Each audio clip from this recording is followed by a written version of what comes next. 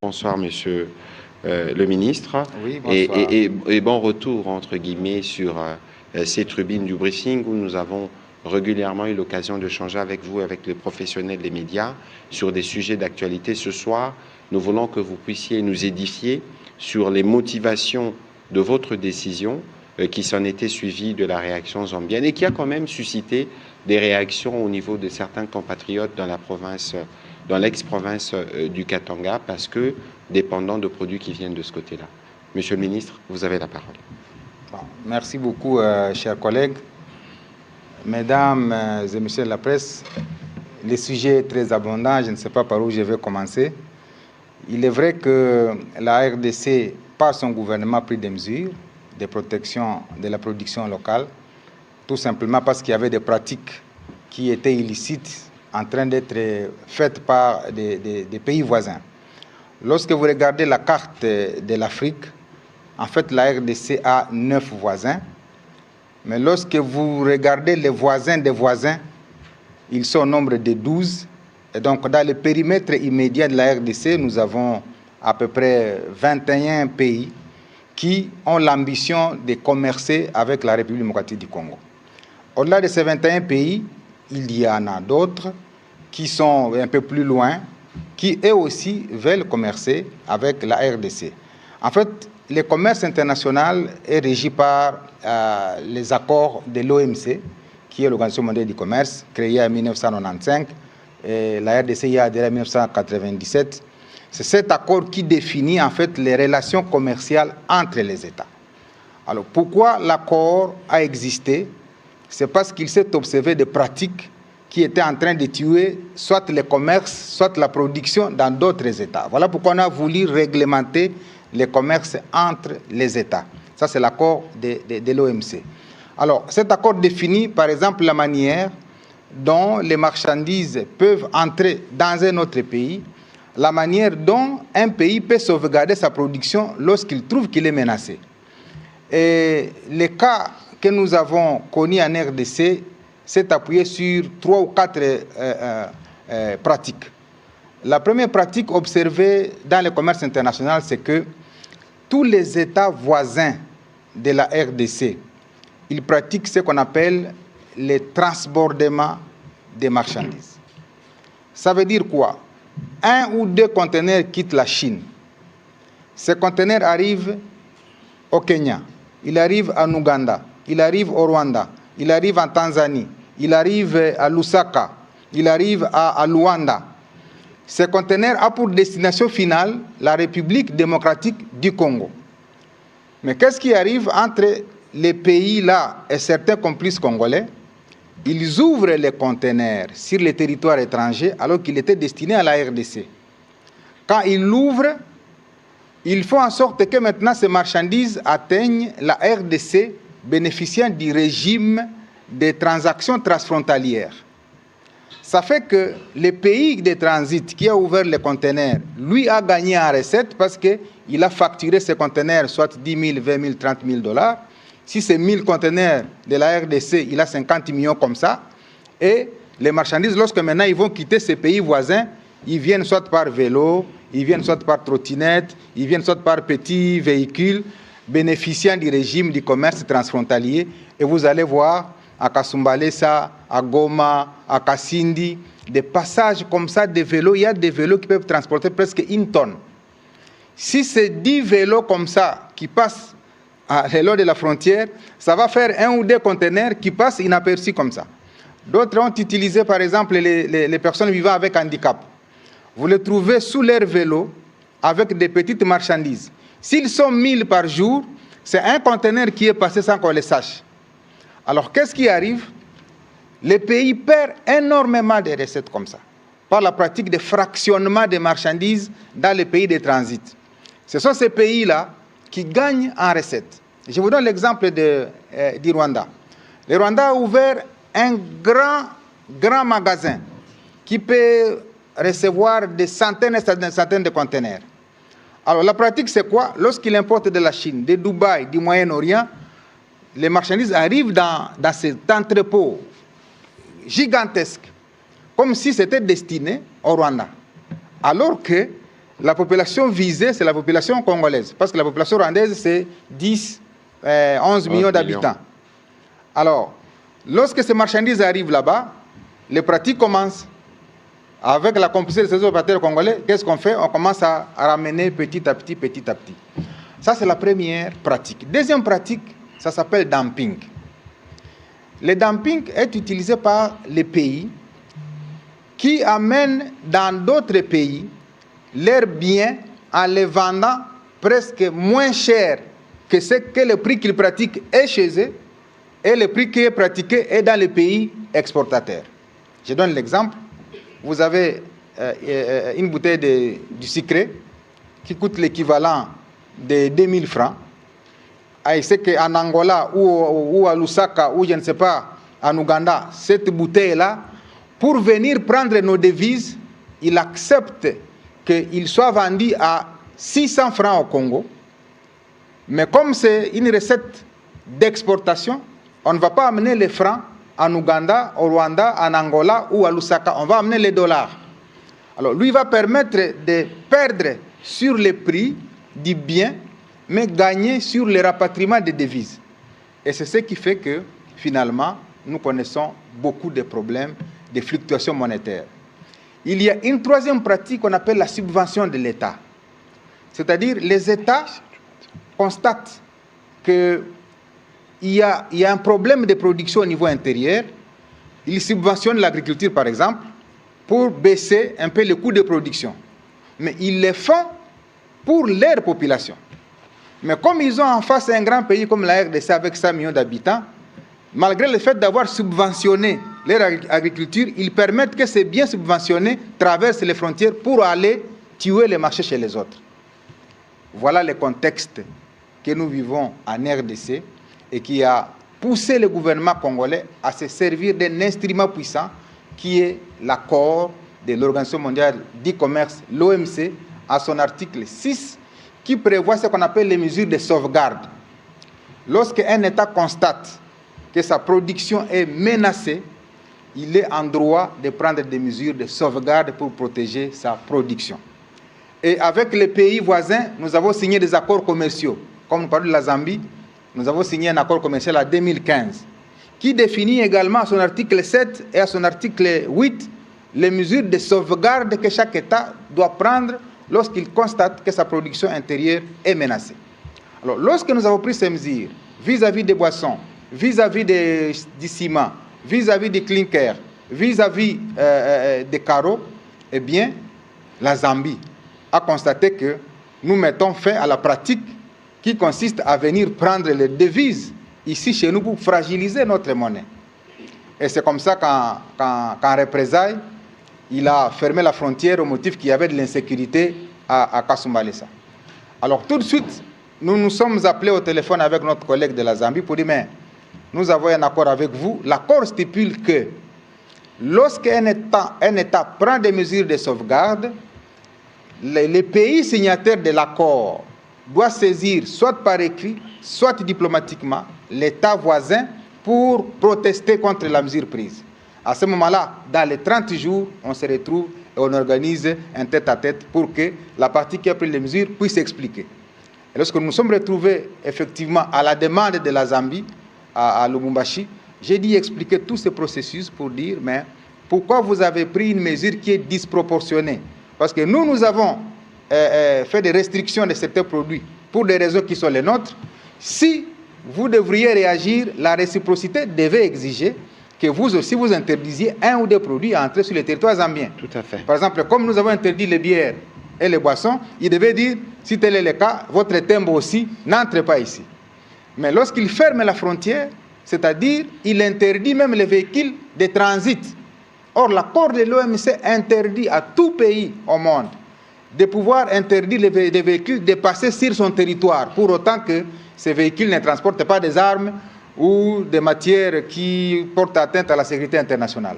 Et donc, lorsqu'on a fait observer cela à la Zambie, eh bien, elle a reconnu la précipitation avec laquelle elle a dû fermer sa frontière et immédiatement, il a appelé les autorités à Lusaka pour que la frontière soit ouverte les matins du mardi à 6h45.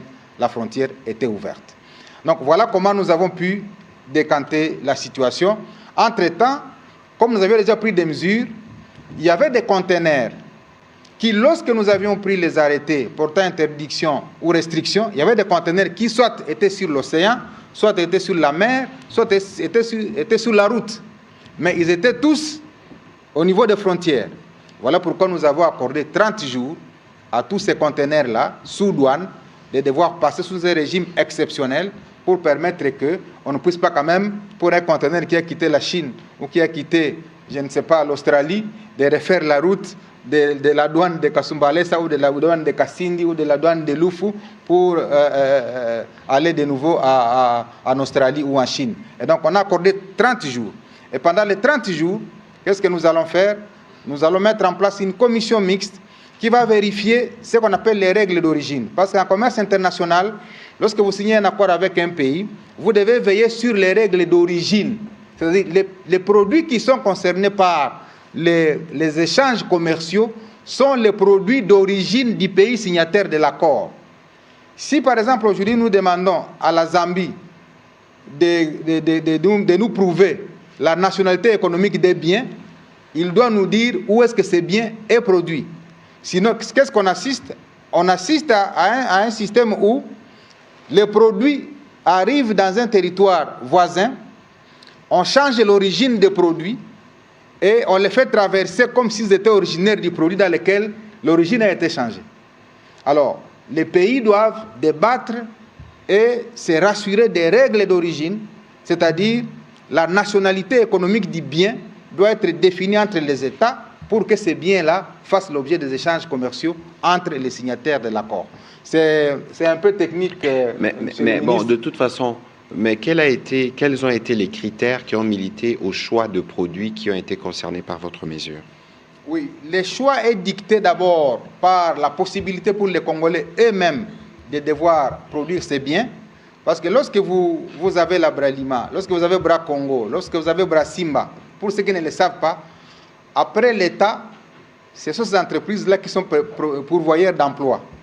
Alors, si nous acceptons que toutes les bières du monde viennent en RDC, eh bien, nous fermons la Bralima, nous fermons Bra Simba, nous fermons Bra Congo, avec les corollaires, c'est-à-dire avec tous les emplois que cela crée, avec les taxes que l'État prélève, et c'est donc la catastrophe.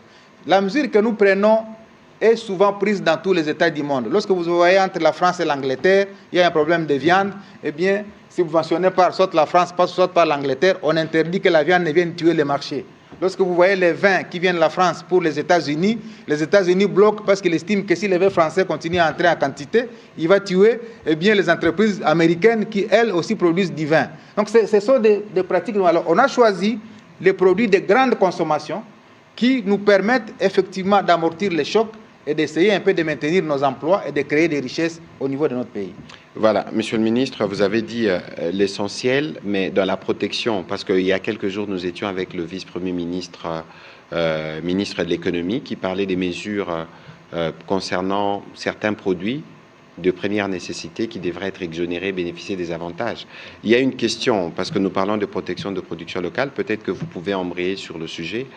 Quelle est la stratégie? Parce que vous sortez d'une réunion de la commission ECOFIR que vous avez convenu dans les cadres de cette commission pour s'assurer spécifiquement que pour le produit concerné par les mesures qui ont été arrêtées par les gouvernements, ceux qui le produisent localement seront protégés. Oui, exactement. En dehors de ces mesures de sauvegarde que le gouvernement a prises, il y a des mesures maintenant internes. On vient d'en discuter en commission ECOFIN, même si ce n'est pas ici les lieux parce que ça devrait encore être adopté à Conseil des ministres. Mais globalement, qu'est-ce qui est fait? Nous allons exonérer les produits d'importation pour permettre de baisser les prix, mais également un deuxième palier va concerner les producteurs locaux. Parce que si on exonère par exemple l'importation de la farine, et qu'on ne le fait pas autant pour les producteurs de la farine qui est en RDC, eh bien, le prix de la farine importée va être moins cher que le prix de la farine fabriqués en RDC. Tout à fait. Donc le gouvernement va aussi exonérer soit de la TVA et d'autres taxes pour défiscaliser en fait certains producteurs locaux qui sont dans les produits de grande consommation des masses. Voilà une des mesures qui sera discutée le vendredi au Conseil des ministres pour qu'après adoption, la Première ministre puisse signer un décret qui à la fois porte exonération des produits importés pour baisser les prix, mais également exonérer les produits des Congolais pour leur permettre d'être compétitifs sur le marché aussi bien local qu'international. Monsieur le ministre du Commerce extérieur, il apparaît à la lumière de vos explications que la République démocratique du Congo risque de rester longtemps piégée dans ces pratiques regrettables que vous avez déplorées, surtout en tenant compte de voisins et de voisins de ses voisins. Vous avez pris des mesures de sauvegarde qui semblent conjoncturelles à mon avis. Sinon, quelle est alors la vision à long terme pour la production locale en RDC et comment les mesures de protection peuvent-elles s'inscrire dans une perspective à long terme? J'ai une toute petite préoccupation, la dernière. En introduction, le ministre de la Communication a évoqué la Goa. Quelles sont les retombées de la mission que vous avez récemment effectuée aux États-Unis? Merci bien. Alors, la RDC piégée, des mesures conjoncturelles. Effectivement, la conjoncture n'aurait pas aussi pas de mesures conjoncturelles. C'est tout à fait normal. Mais cela n'empêche pas de vous révéler que dans le programme du gouvernement qui a été adopté par l'Assemblée nationale, eh bien, il est prévu un écosystème infrastructurel pour soutenir la production locale. Parce que ce qui nous manque, effectivement, et ce qui fait que beaucoup d'opérateurs économiques ne s'investissent pas dans la production locale, c'est des questions infrastructurelles. Vous prenez Lubumbashi, et la zone de production du Katanga ou de l'espace Katanga, normalement c'est les Hauts-Lomami. Mais il n'y a pas de route entre Lubumbashi et les Hauts-Lomami. Ça, c'est l'une des questions principales contenues dans notre programme du gouvernement. Lorsque vous voyez la route qui va jusqu'à Kalemi, cette route n'est pas faite. Or, lorsque cette route sera faite, de Hauts-Lomami à Lubumbashi, de Lubumbashi à Kalemi, on peut ne plus dépendre de la frontière de la Zambie, tout simplement parce qu'on a le port de Kalemi qui peut nous permettre d'évacuer la marchandise jusqu'à Kigoma, et de Kigoma, on est à Dar es Salaam. Troisième élément, c'est le projet de Lobito. C'est entre Lualaba et Lobito, je crois c'est des centaines de kilomètres. D'ailleurs, c'est une question qui est en train d'être ici au gouvernement pour le financement de ces segments-là, pour permettre en fait à la RDC d'avoir des voies d'évacuation autres que l'unique voie qui nous reste, qui est d'ailleurs longue de plus de 2000 km. Lorsque vous quittez Lubumbashi jusqu'à Dar es Salaam, c'est 2000 km. Tandis que lorsque vous quittez Lubumbashi jusqu'à Kolwezi, je crois que c'est 300 km, et de Kolwezi à Lobito, c'est quoi, je n'ai pas de chiffres, mais c'est moins de 500 km. Donc nous gagnons, si nous réhabilitons les tronçons qui vont de Lubumbashi à Lobito, que de continuer à dépendre du tronçon qui va effectivement de Lubumbashi à Dar es Salaam. Donc c'est ça la vision dont vous parlez à long terme que la RDC est en train de développer. Vous savez, ce qui est regrettable, quand vous êtes à l'Est, il y a un dicton swahili, fon, utilisé par des voisins. Tout ce que nous recevons là-bas, ils disent Fagili à Congo. Ça veut dire quoi? Fagia, ça veut dire balayer. Donc tout ce qui est ordure, tout ce qui n'est pas consommé dans ces pays voisins, on balaye ça, on ramène ça au Congo. Est-ce que devons-nous continuer à accepter ce genre de traitement comme État? Les autres États voisins pensent qu'ils doivent balayer les ordures et c'est les Congolais qui doivent aller les consommer. Je me rappelle, j'étais maire de Butemba en 2003, 2004 et 2006. J'ai interdit, même si je n'avais pas encore à ce moment-là le pouvoir, je savais que j'allais être ministre du Commerce extérieur 20 ans plus tard, j'ai interdit la consommation de têtes de poisson. Parce que simplement, j'avais amené ces têtes de poisson au niveau du laboratoire et on a découvert qu'elles étaient pleines de salmonella. Les salmonella, ils sont à l'origine de la fièvre typhoïde. Et il y avait de la fièvre typhoïde dans la ville de Butembo. À tout moment, on ne savait pas comprendre comment les gens ont la fièvre typhoïde. Alors, lorsque j'ai eu les résultats de laboratoire, j'ai interdit la consommation, comme maire à l'époque. Ces têtes de poisson venaient de l'Ouganda. Et on les sortait des poubelles pour les amener pour la consommation congolaise. Donc vous voyez comment on traite les Congolais. Ce qu'on ne peut pas consommer dans les pays voisins, on dit Fagili à Congo, c'est-à-dire balayons ça, ramenons ça aux Congolais. Donc c'est pour vous dire que les mesures que nous prenons sont des mesures d'un État moderne. Parce qu'on ne peut pas continuer, même si nous devons faire des relations avec nos voisins, on ne peut pas continuer à être les dépotoirs, les déversoirs de tout ce qui ne peut pas être consommé dans les pays voisins. Si vous voyez tous ces pays voisins, ils ont même des produits sur lesquels ils écrivent « for export only », c'est-à-dire uniquement pour l'exportation. On doit se poser la question, est-ce réellement parce qu'on nous aime qu'on veut nous amener ça en exportation ou parce que le contenu de ces produits est tout à fait autre? Donc c'est des questions qu'on doit se poser. Pourquoi for export only? Et ces produits-là, vous ne pouvez pas les voir dans ces États-là. C'est seulement destiné à l'exportation et principalement la RDC. Donc je crois que nous avons des choses à faire et c'est la raison pour laquelle nous militons pour la modernisation de l'OCC, qui est l'Office congolais de contrôle, dont nous devons moderniser les laboratoires. Parce que l'OCC, c'est lui qui a le pouvoir du contrôle de la qualité, de la quantité et de la conformité. Pour qu'on ne puisse pas ramener du n'importe quoi en RDC. Et dans ma feuille de route, j'ai annoncé qu'à la fin de mon passage à la tête de ce ministère, il faut que j'ai au moins construit 6 laboratoires ultra modernes accrédités au niveau international. Parce qu'on peut bien produire les produits, si vous permettez la tautologie, au Congo, mais si on n'a pas respecté les normes, eh bien ces produits ne seront pas consommés dans aucun continent. La raison pour laquelle l'OCC est très très très important dans la définition des politiques publiques destinées au commerce international. Alors, revenant sur l'AGOA, je ne sais pas si c'est le moment où on peut revenir à la fin. Non, il n'y a pas de souci, vous pouvez y aller. Voilà. Alors, l'AGOA, comme mon collègue l'a si bien dit, c'est une politique américaine qui a été votée par le Parlement, disons, le Congrès américain en 2000, qui permettait que les pays de l'Afrique subsaharienne puissent exporter vers les États-Unis sans paiement de frais de douane. Alors, nous avons été admis à l'AGOA en 2003, on a été exclus en 2010 et on a été de nouveau réadmis en 2020 avec l'avènement du président de la République, Félix-Antoine Tshisekedi. Alors, maintenant, l'avantage d'appartenir à cet espace, ce n'est pas seulement de commercer avec les États-Unis. Les États-Unis voulaient pousser les pays africains à construire leur écosystème économique. Parce que quand on vous dit d'amener les produits vers les États-Unis, ça vous pousse à l'agriculture, à la transformation, pour vous permettre d'accéder au marché américain sans paiement de frais de douane. Malheureusement, beaucoup d'États africains n'ont pas saisi. Mais d'autres ont compris. L'Afrique du Sud a compris, les pays de l'Afrique de l'Ouest ont compris. Et nous, le président de la République et la Première ministre, nous ont poussé maintenant pour dire nous devons aller aussi rapidement accéder à ces marchés parce que c'est nous qui sommes les potentiels les plus importants en Afrique. Alors, nous sommes allés aux États-Unis avec un programme de dire nous devons décrocher la participation, disons, l'organisation du Forum AGOA 2025 en RDC. C'était presque une équation difficile parce que d'abord réadmis en 2020, il y avait des États qui avaient déjà organisé ça. Je vois le Sénégal, je vois la Côte d'Ivoire, je vois l'Afrique du Sud, je vois la Zambie, je vois l'île Maurice, je vois le Kenya, je vois l'Éthiopie. Et finalement, nous étions restés 4-6 candidats, le Rwanda, l'île Maurice, le Nigeria, la Zambie et le Bénin. Le Bénin et la Zambie se sont désistés, on est resté avec les 3. Et nous avons décliné notre argumentaire autour de 5 ou 6 points.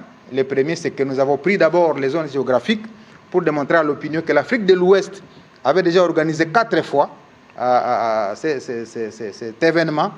L'Afrique australe avait déjà organisé 2 fois, à savoir la Zambie et l'Afrique du Sud. L'Afrique de l'Est avait déjà organisé 3 fois, à savoir l'île Maurice, le Kenya et l'Éthiopie. Et l'Afrique centrale n'avait organisé qu'une seule fois par le Gabon. Et donc, le premier argument était celui-là pour dire, mais non, maintenant c'est de tout l'Afrique centrale pour que nous organisions. Et c'est là où les Rwandais se pointent pour dire, mais nous aussi on est l'Afrique centrale.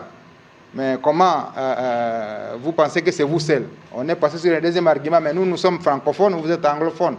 Et les autres étaient seulement anglophones. Et les Rwandais vous disent, non, nous aussi on est... Toujours en train de dormir. On est francophones et anglophones. Mais finalement, comme nous avions construit un réseau solide, nous sommes arrivés à développer aussi d'autres arguments liés à la lettre que la Première ministre avait écrite pour dire au département d'État et au gouvernement américain que la RDC prendra en charge l'organisation complète de ces forums. Troisième argument, c'était la capacité d'accueil de 1000 personnes minimum à Kinshasa. Nous avons démontré que nous avons des infrastructures nécessaires. Quatrième argument, c'était l'aéroport international qui accueille 11 compagnies. On a listé toutes les compagnies. Étant au centre de l'Afrique, il était possible que tous les pays africains convergent vers Kinshasa avec les 11 compagnies que nous avons. Et voilà autant d'arguments qui finalement ont amené le Nigeria à adhérer rapidement à la cause de la RDC. L'île Maurice a adhéré à la cause de la RDC et nous sommes restés à 2. Et finalement, les Rwandais ont compris que si on allait au vote, eh bien, la RDC, avec sa grandeur et sa diplomatie, allait l'emporter. Et nous l'avons l'emporté. Voilà. Je vous ai suivi religieusement quand vous avez entamé votre exposé. Vous avez dit, vous avez bien exposé. Alors, j'ai une question. Quand vous interdisez, vous, en tant que ministre du Commerce extérieur, l'importation de certains produits, je vous pose la question de savoir, êtes-vous rassuré aujourd'hui que la production locale est suffisante pour couvrir les besoins du marché local? C'est ça ma question. Oui, la réponse est simple. Il y a une évaluation que nous avons faite pour déterminer la quantité ou l'offre locale, en termes clairs, c'est comme ça qu'on l'appelle l'offre, c'est-à-dire la quantité de produits qui sont faits ici localement, la demande locale et puis l'offre extérieure. Et il s'est avéré que la capacité de l'offre intérieure, c'est-à-dire la production intérieure, est capable de satisfaire la demande. Et que là où il est difficile de satisfaire la demande, c'est à de quelques quotas près qu'on peut maintenant autoriser à entrer en RDC. Tous les pays du monde font ça. C'est-à-dire, si on dit, nous avons une capacité de consommer, je parle de l'espace Katanga et l'espace Kasaï, les besoins en farine de maïs, c'est de 1 million de tonnes par an. On peut se dire, la production locale au Katanga est de 800 000 tonnes. Il manque 200 000 tonnes pour arriver à satisfaire la demande. Qu'est-ce que le gouvernement fait? Il autorise l'importation de 200 000 tonnes. C'est comme ça qu'on régule en fait les importations. Donc pour tous les produits que nous avons en RDC et que nous avons interdits, nous avons trouvé que nous avons la capacité de production intérieure. Qu'il s'agisse des bières, qu'il s'agisse de la chaux, du ciment. Vous voyez, il y a 3 entreprises de cimenterie à Kimpese qui ont une capacité de 3 millions de tonnes de production de ciment par an. Mais qu'est-ce qu'on voit? On voit le milliardaire nigérien Dangote qui vient construire une cimenterie à Brazzaville. Pas pour la population brazzavilloise ou la population du Congo d'en face, mais parce qu'il vise le marché. Et le plus souvent, on aime perdre sur la RDC, mais pourvu qu'on récupère les devises. Et qu'est-ce qui arrive? Si on vend un sac de ciment ici à 7 $, alors que celui de Kimpese est vendu à 8 $, la préférence normale, c'est qu'on va se ruer sur les sacs de 7 $. Tout à fait. Alors, si on se rue sur les sacs de 7 $, la conséquence, c'est quoi? C'est que tous les Congolais qui travaillent à Kimpese, à milliers, tous, ils perdent l'emploi. Alors, est-ce que le gouvernement doit-il accepter que, par les beaux yeux du milliardaire nigérien, on accepte qu'il fasse entrer ce ciment pour tuer l'entrepreneuriat local? Et c'est à cause de ça, effectivement, que la moyenne de vie des entreprises au Congo est située entre 2 et 3 ans. Donc, quand un investisseur arrive, il a 3 ans pour fermer. Parce que tout simplement, il y a ce dumping, il y a cette concurrence déloyale qui lui est appliquée. Et dans la plupart des cas, les investisseurs quittent la RDC et vont s'installer dans les pays voisins. Maintenant, nous avons reçu la mission du président de la République pour dire nous devons mettre fin à ça. La RDC ne doit pas aller en commerce international comme observateur, il doit aller en commerce international comme acteur. C'est-à-dire plus question de nous ramener ici des choses parce que nous en avons besoin alors que la production intérieure est capable de nous les fournir. Donc, ce sont des règles qui sont bien édictées par l'OMC. Ce n'est pas une invention de Julien Paluku, ce n'est pas une invention du gouvernement. D'ailleurs, ça avait été adopté en Conseil des ministres. Et moi, comme ministre du Commerce extérieur, je ne fais que l'application de la décision du Conseil des ministres. Mais Monsieur le ministre, il y a un éternel débat sur le sujet parce que les entreprises locales se plaignent qui n'évoluent pas dans des conditions qui sont particulièrement faciles, face à la concurrence notamment entre guillemets étrangère mais locale. Mais lorsque nous décidons par exemple d'adhérer à l'ASDECAF, lorsque nous regardons que ce soit l'EAC, que ce soit la SADC et que nous devons aller jusqu'à briser nos barrières, mais comment par rapport à tout ce que nos entreprises connaissent comme difficulté, comment ils seront en mesure de répondre aux besoins locaux? Oui, la question a été répondue lorsque le premier intervenant nous a dit quelle est la vision à long terme.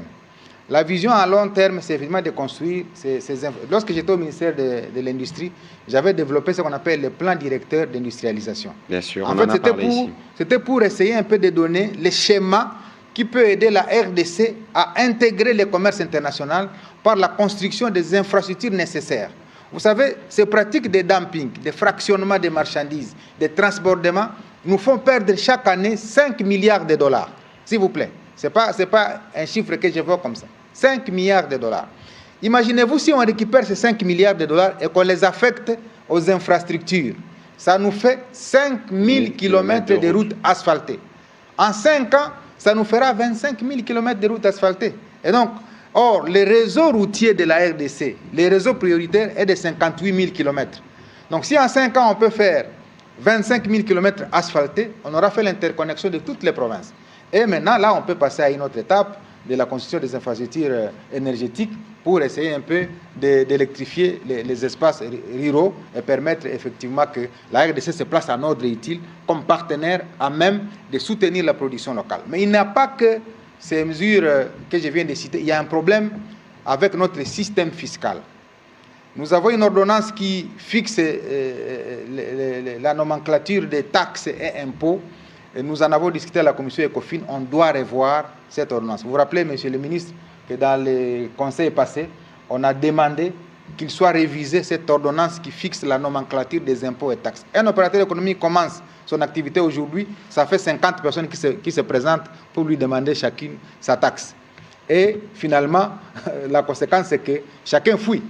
Et donc, nous avons compris, nous, gouvernement, qu'il y a aussi une responsabilité du gouvernement de réviser son système fiscal pour l'adapter à l'évolution du monde de manière à rendre compétitifs nos opérateurs économiques locaux.